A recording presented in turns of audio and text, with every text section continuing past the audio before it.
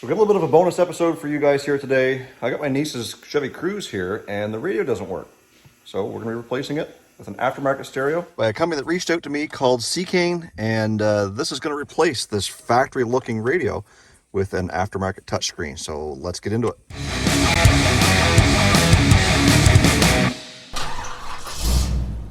So I guess what happened here is that the battery went dead on her car. She needed a boost, and well, unfortunately, they hooked up the booster cables backwards. This was the only casualty.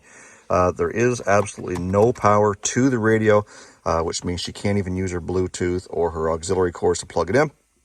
So let's take a look at this and show you what we're going to be up against to getting this installed and how big the actual screen is. So it's got the instructions here. You just scan the QR code and that'll give you the instructions.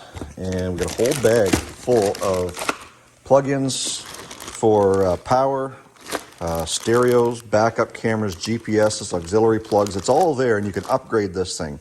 So even though we'll have the GPS antenna and the radio antennas to go with this, I don't believe the GPS is actually working. You got to supply a SD card to make that work. I think we'll know once we get into it. So we've got all that stuff, and we've got the radio. So let's get this thing out of the package. And there's the screen there. It's fairly large, and it's got the microphone kind of built into the screen there. So we've got to get the old radio all torn apart so that we can get this installed, and then we'll get everything plugged in. You can see there's heat sinks, there's plug-ins here for the stereo, and everything for your Chevy Cruze so that you get your door dingers. All that stuff comes up on the screen. So let's get this one out so we can get this one plugged in. So on these Chevy Cruze, there's a couple things we got to get out of the way first. We've got to get this trim panel out, and then there's this little cover that covers the screen, and there should be a couple of screws that hold the faceplate into place. So I'll get that off first. And to get this out, all you're going to do is get a plastic tool, and a body tool, and just kind of stick it up underneath the corner here and pop it out. And then it's just held in there with clips, no screws at all, and it should just kind of pop out of place. And then we've got a couple of, I believe they're 7, maybe 8 millimeters here on the radio. We'll get that out. So we've got that unplugged, and now we've got 2 more screws in here. That's going to pull this display out. And then we're going to have to dig down a little bit further into the trim so that we can get at the screws that hold the CD player in place. So the next step is we've got to get this piece of trim off here that goes around the shifter. So you get your tool, your pry tool down underneath here, and you start working your way up. And again, everything's just kind of clipped into place. And you do have a couple of plug-ins here. One is for your traction control, and one is for your lighting for your shift indicator. And don't forget about the 2 screws that hold down in here, little change pocket. Because those are kind of blocking the bottom of the heating controls from coming out. So we got 4 more screws to take out down here. There's 2 at the bottom and then 2 at the top. So let's get those out, and then we can take the 2 screws on the bottom of the CD player and get those out. So now that we got those screws out, this thing here has a couple more clips, one on either side over here, so pry them out, and then this will pull right out of place. And you got 4 plugins to unplug if you want, but you should just be able to swing that out of the way. Now we've got access to these 2 screws at the bottom of the CD player. They're out. You've got your master plug, you've got your satellite radio and FM antenna. So let's get those out. So once we have the dash all cleared out, we've got plug-ins here for just about everything that's going to be on display. So you've got your antennas, you've got your master plug, you've got a couple of things here for the old display. And all of these plug-ins here, to some degree, are all going to fit where they need to give you all the options that you need. Everything is labeled, as you can see. It's also got Chinese writing on it as well. But let's get this hooked up. It's very easy to do because there's only one size plug-in for every plug-in that's on the back of the radio. So it's kind of hard to mess up. So there are a ton of options to add to this radio if you wanted to. So you've got things like if you wanted to add a backup camera, well, there's a plug-in for that. If you want to add USB, well, there's 2 plugins for that. If you want to add a subwoofer, well, there's plugins for that. You've got your FM antenna adapter, so that's just going to plug right in there and then plug into one of the antennas we took off the back of the radio. You've also got your GPS, which we're basically going to try and tuck up underneath the dash there somewhere so that it actually can read a signal if at some point they go and they want to use the GPS. So anyway, let's start plugging stuff in, and we'll test the radio and see if everything's going to turn on. We got everything plugged in. let's turn the key and see if this thing fires up.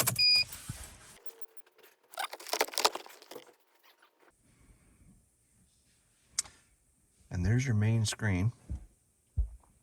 And I see down here at the bottom it does have heater controls, but I'm not sure that they're hooked up to this particular vehicle. We'll try it once we get in there. Anyways, let's see if we can find some radio.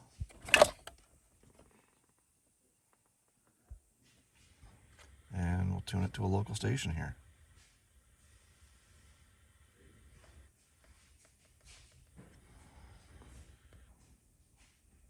It's about breast cancer screening. At age 37, I was scared and confused when my doctors found a lump in my breast. I hadn't even had a mammogram yet. If you're a woman aged 50 to 74, watch for changes in your breasts and talk to your... All right, so we've got radio. The antenna's hooked up. I will try pairing my phone to it here in a minute, which I can't record and pair at the same time. So we'll get all these wires tucked away, everything put back together, and then we'll play around with some of the settings and see how it looks. All right, so one thing I had to do in order to get the radio to fit, the heat sink and all this big bulky stuff back here, was hitting along the two screws that hold the CD player in place, which means these two bottom tabs here weren't even coming close to the screw holes that it's supposed to mount. So now we should be able to plug everything back in again and get that lined up and put the two screws in there that hold it in place. So now all that fits back in there. We got the two screws that hold it in place, nice and secure. We can start snapping everything back in. All the trim pieces here. We got to do, one thing we do have to do is find a path for these USBs to come out here nice and neat somewhere, so that should be able to plug our phone in. Okay, so we've got everything back together, all the trim pieces done here, everything's clipped back and plugged in down here. So one thing I did notice about this is that in some vehicles, I'm sure that you would have heater controls that would work on this, and unfortunately they don't with this vehicle. But when I do turn the heat on, it does show some of the features are working, but when you press the buttons, nothing happens. You adjust your fan, none of that stuff. It's a pretty neat and pretty insightful device because it's going to give you your display for your Bluetooth here.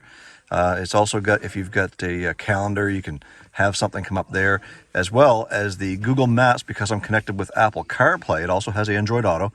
It's using my Google Maps that I've got on my phone, so you can use that as well. If you want to use the navigation that the system comes with, I do believe I've got it preset for Google Maps, but you can choose that if you want. And it doesn't currently work in this car because it doesn't have the SD card. So if you got Android Auto or Apple CarPlay, you'll be able to use all of these features. The buttons are very easy to use when you go to touch them. Quick, responsive. The volume controls you've got down here in the bottom corner. So when you go to turn the volume up or down, it's very easy. And once this lights up, you can actually control it with a slider up and down. We go into Bluetooth, and that's if you want to listen to your music. You can also choose to make a phone call by pressing down here, and you can use voice commands. You can also dial a number that way if you want.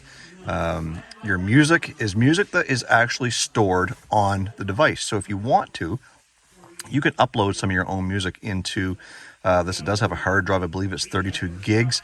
And it's also got the Chinese music kind of pre-programmed into that. And doesn't sound too bad. We go into settings, and this is where you can adjust a lot of your factory presets. If we go into system info, it tells you a little bit about the device. And yes, it does have 32 gigs of flash memory, so you can store in there 2 gigs of DDR. We go into factory presets. You can go into the and set a password to access any of this stuff. When you go into your navigation, this is where you can preset to use the GPS that comes with it, or Google Maps as your base. And I've selected Google Maps on this one for her as well. If we go into the apps setting, the apps setting will allow you to put certain apps on your screen as you wish. So here you've got all of your audio, video, your car settings, contacts. Once those download, those will be there.